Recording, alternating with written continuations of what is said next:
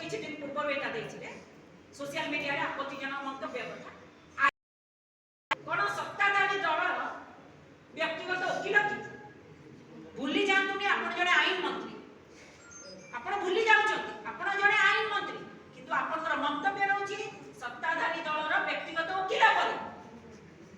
आज्ञा ओडिया रे गोटे कथा अछि ततला पानी रे घर पड़ी जाए कि नखरे रापुड़ीले हाथ गोड़ छिंडी जाए कहबार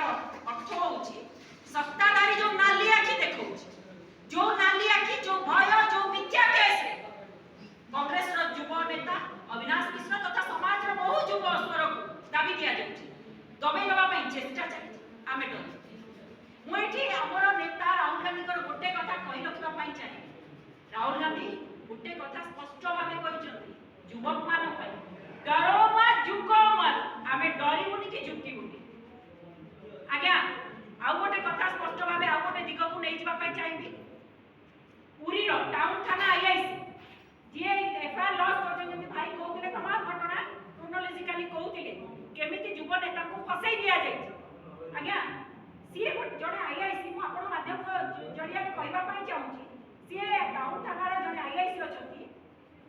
से आईआईसी बाबू को तुरंत वर्दी खोली बहिष्कार करा जाओ जे तमाम घटना रे घंटो घोड़े बड़ बड़ क्रिमिनल मान को घंटो घोड़े ए जो बीड़ी खिया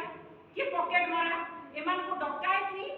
सेक्शन लगे जो फॉरवर्ड करछ जेमिति हम युव नेता भाई जो अविनाश मिश्र को सहित सेया मध्य बड़ा पताका देखेई विरोध करबा अपराध नुहे या संविधान कहूँ तुम कर आज्ञा से आईआईसी विरोध में दुई तीन तथ्य मुझे कहीदेवा चाहिए लोक लोचन को आसवा दरकार जी सेवायत कम करेवायत भली कम कर विभिन्न माने सेवायत भली कौटी जाकि पाना बांटिले कौटी जाकि अदर्पण बांटिले कौटी नहीं आमर रथर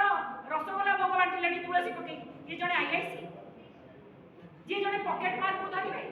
जे पॉकेट मार को धरिकी डकायती दफा लगे